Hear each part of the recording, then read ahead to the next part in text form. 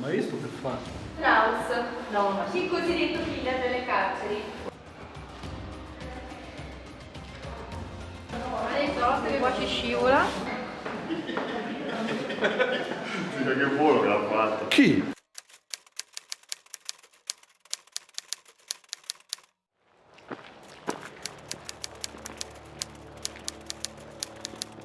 Entravano per essere rifiuti, ma però questa porta chiusa perché bisognava prima fare il controllo degli accessi per accedervi. Il controllo degli accessi si trova.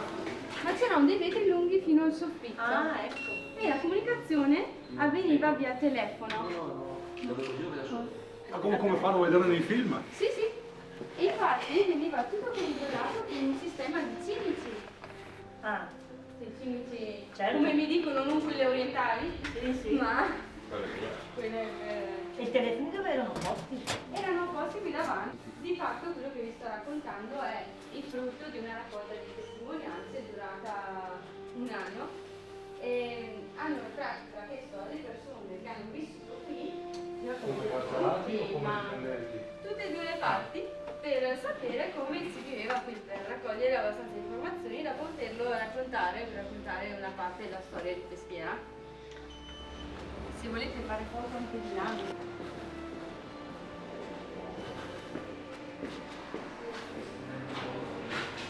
Poi una volta che si entrava dalla porta come detenuti, generalmente noi abbiamo fatto un giro, siamo dichiarato quando si arrivava qui si consegnavano gli abiti civili e si prendeva l'uniforme da detenuto.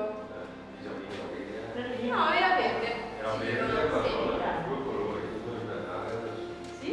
Ma lei è stato qua? No. È stato organizzato proprio per il calcio di Peschiera anche un corso di legatoria. Legatoria vuol dire imparare a rilegare i libri. Una volta si faceva a mano con l'ago il filo. Il suo proprio allora, il sottotetto era una zona adibita a protezione dell'edificio, quindi non c'entrava nessuno qui. Questa zona era stata costruita di modo da poter proteggere tutto l'edificio. Per esempio adesso siamo sopra il terzo braccio, ma va sopra il perimetro di tutto. Qualcuno diceva ironicamente, ma che bel tetto antibomba! Ha detto che qua ci scivola. Lui si buttava bello. No. Sì, non ho problemi, dai. Al manicomio di Mombello ora più basso. No. Ragazzi, qui potete vedere, sono celle utilizzate esclusivamente durante il periodo della seconda guerra mondiale. Potete vedere anche entrando quanto siano molto più anguste. Di nuovo qua sì.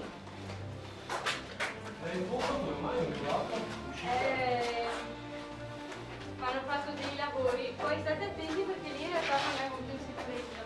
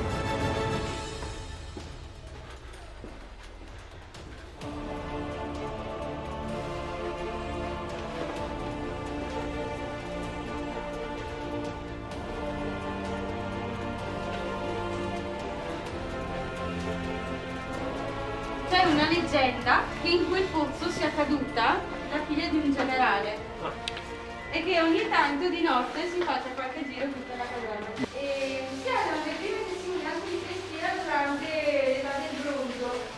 Quindi c'era questo villaggio piccolo di pescatori. Peschiera infatti prende il nome da una rete da pesca e c'è anche il museo della pesca, Peschiera adesso è ricordato purtroppo. Però si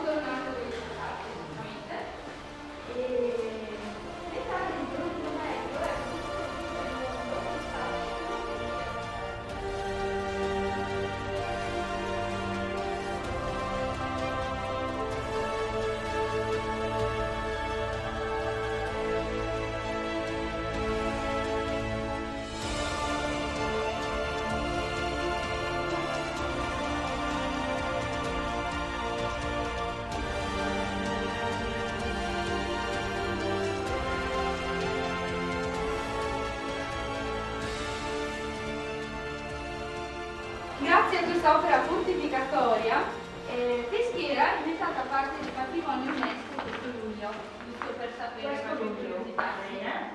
E questa opera fortificatoria comprendeva un'opera a terrapieno, quindi cosa è successo? Questo edificio è un po' una mini foglia architettonica, come mi piace dire su questo episodio, perché tutta la parte del tetto qui è stata costruita durante il dominio della Serenissima nel 1549, iniziano i lavori che terminano nel 1508.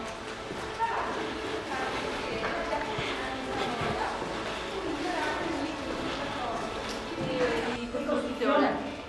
Scusate, ma inizio a sparlare. Questa è quella da qui a casa. Esatto. Ma la struttura c'è. On the opposite side.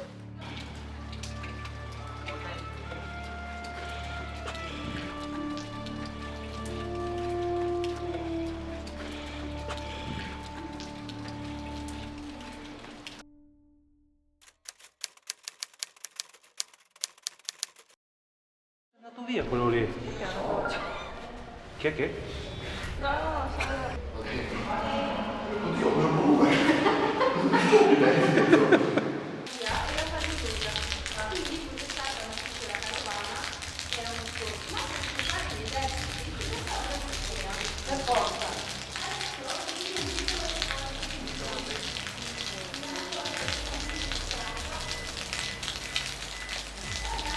Di molla.